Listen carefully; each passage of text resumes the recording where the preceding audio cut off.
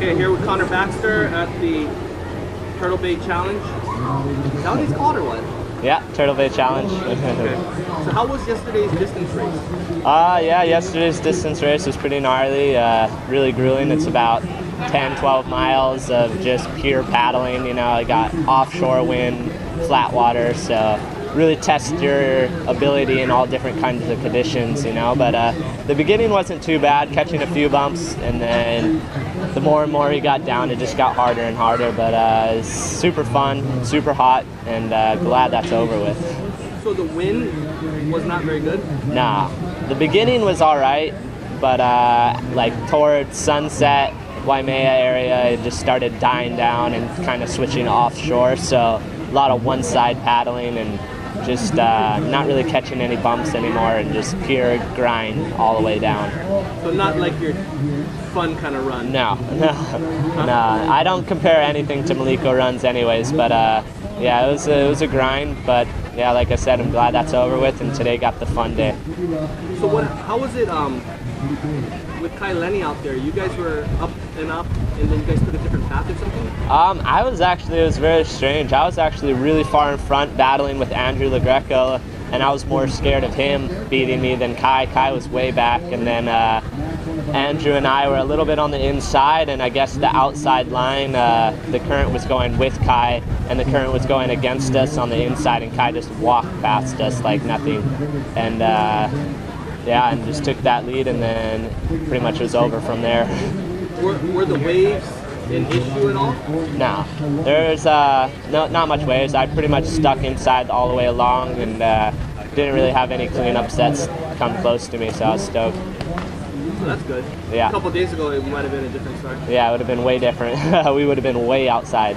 What did you ride? I was on my Starboard All-Star. That's the 12.6? 12.6, yeah. Okay. And then, you just recently went to where? Chicago or? No, I was actually just got home from a long trip. Left in like the beginning of August to Oregon, then to El Salvador, Florida, and then I was in Cali for like 2 weeks for the battle, waiting for that, getting ready, and then yeah, was there, and then just got home last week. So tell us some good stories about some of those trips. Yeah, all of them were super fun. Oregon, super different. Got on the river, tried that whole scene, and good race over there. Did pretty good, and then Oregon was the race, or was in Hood River, inland in Hood River on the Columbian River, I believe. And yeah, it was a downwind race and a course race, which was really fun. One of the better downwind races I've done compared to Maui, and then went straight from there down to El Salvador, stayed on the $6 million yacht, and scored some good waves, and was with Cody Kerbox and Chuck Patterson, and just having fun, kind of relaxing, getting our mind off racing, and then straight from there to Florida. Got some good racing over there, and then right when the storm was hitting, so got some pumping surf, and then straight from there to Cali and got ready for the battle. So you have a tough life, like you say? Yeah, super hard. So how was that yacht? Oh my God, it was amazing. It was just us on the boat and the captain, and it was beautiful. And then had a car take us kind of to all the different spots, and then drove the boat around, and it was beautiful. I mean, like I said, $6 million yacht, so it was a 75-foot yacht. Yeah, the waves were pumping. All right, it's in El Salvador, and yeah, I was pumping pretty much the whole time we were there. And good lighting, good everything for cameras. Got some sick pictures, and one day it was pretty solid out there with all the surfers, and I was out on my new 7.4 Starboard, and all the surfers, shortboarders were tripping out. I mean, they're all psyched seeing. They're like, "Wow, how big is that board?" They're all interested, and it was pretty cool having that feeling for once, instead of being like that bad vibe of like, "Get out of here, you stand-up kook." And this time they were kind of interested, you know. They're used to seeing maybe big stand-ups and not these little high-performance surfboards. So that was pretty interesting to see, and I got some pretty sick barrels and some good turns, so I was psyched. And did you get any of that huge surf in Maui this last week? Oh, yeah. Last week, Tuesday, Wednesday was pumping, lay down paddled into Jaws for the first time, and I was pretty psyched on that considering I only shortboarded like 3 times this year, and got some few bombs, took one gnarly wipeout, got the fin to the chest, and but not too bad, got lucky. So what happened with that fin to the chest? Yeah, like I said, I got super lucky. Well, not really lucky, but took a wipeout, and while getting pounded, my board hit me, and I had an impact vest, which is about that thick, and a wetsuit. And if I didn't have that, it would have sliced right through me. Had stitches for sure. But so the vest was all cut up? Yeah, my wetsuit had a slice through it, and the impact vest. You're lucky that wasn't your face. And yeah, or my neck or something. I was super fortunate. On those boards, you were riding metal fins? No, I just had my normal Rista fins. And did you feel uncomfortable because you'd only been on a shortboard a few times? No, I didn't feel uncomfortable. I was a little nervous. I mean, because I think everybody was. It was solid out there, 15 to 20 feet. But no, 15 to 20 feet Hawaiian. Hawaiian meaning like 30 to 40 feet. But yeah, I didn't feel uncomfortable. I felt pretty comfortable out there, just taking my time. I only caught 2 waves, but 2 waves out there is more than, like, I could rather catch 2 waves out there than 50 waves on the inside at somewhere else, you know? How many guys were out there? There was about 40 people out in the morning, and then slowly but surely people broke leashes, broke boards, took wipeouts, so it kind of cleaned out.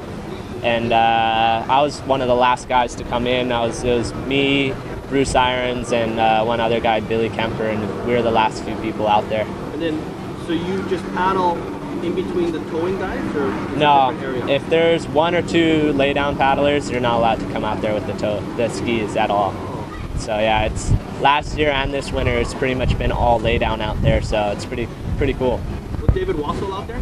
I think so. I mean, there's a bunch of people from Australia, from Oahu, California. Everybody came all around the world just for that last swell to hit Jaws. It was pretty sick. And who caught the wave of the day? Probably Shane Dorian. And just got a bomb from the outside, pulled in, and just got spit out, which was pretty amazing. I saw that on the web. Yeah, considering 1, paddling in, and 2, Jaws. I mean, you rarely get barreled out there on like tow surfers. Like if you get a barrel, it's like, whoa, that was intense. So it's pretty sick. So what size board do you ride on? Like that? I was on a 9.6, which was a little small, but it worked out. Got me 2 ways and had fun.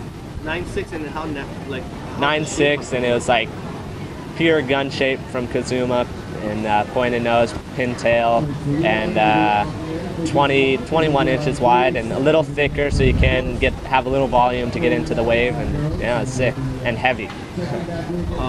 So heavy in that situation is good. Yeah, you want a lot of weight because it's really choppy out there, and there's the wind, so you want to keep your board down, and it gets you more speed.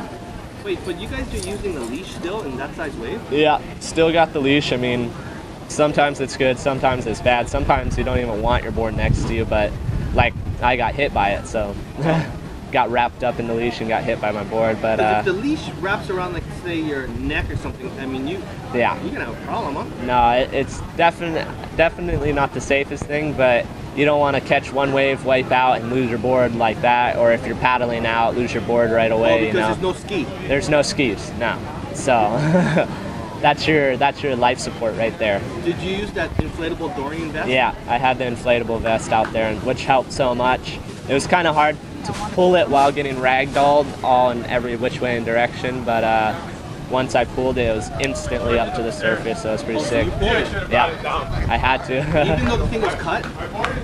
Well, it was cut in the front, and the back is the whole inflatable life jacket part.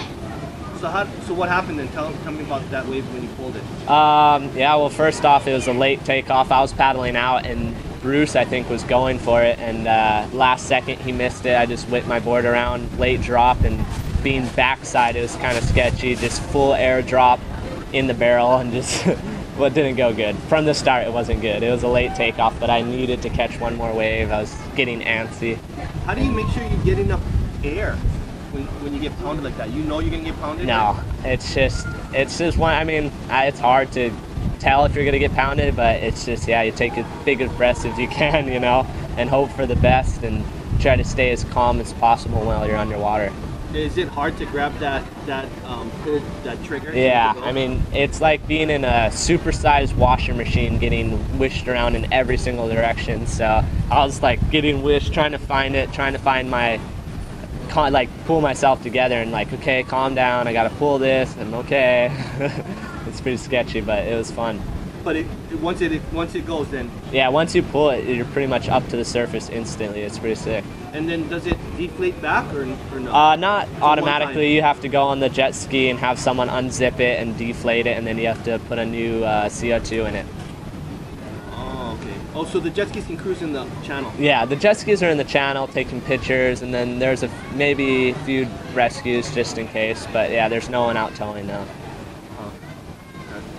So what's the plan for today's race, the in and out of the surf race? I mean, yeah, it's got the surf, so not only do I have to paddle hard, you have to surf good, get out through the waves as best as I can, and try my best, save as much energy till the finals, and when it finals, it's all out, 100%. What board are you gonna ride? Same board as yesterday, my 12.6 Starboard All-Star. That's what Zing's riding too then? Yeah, we're on the same boards. How's that board for you so far? Super good. I mean, it surfs amazing and gets out through the surf pretty good. So that's kind of what you need for like a day like today, you know. It's not always, it's really fast as well, but it surfs, which is the most important part. How does it compare to the Ace or surf race or anything? Well, the surf race is also really good for a day like today, but the All-Star is just a little bit faster. And then the Ace is a super fast board for flat water. Definitely not for today. Can't turn the thing, can't surf it. It has that pin tail and the dugout, so pretty hard. Yeah. For people thinking about coming out here to Turtle Bay, especially if they stand up, what advice would you give them? I mean, yeah, first, I mean, Turtle Bay is a great location to stay and got some great surf right out in front, and just always have fun, never give up, and stay out of the surfer's way. Okay. Thanks.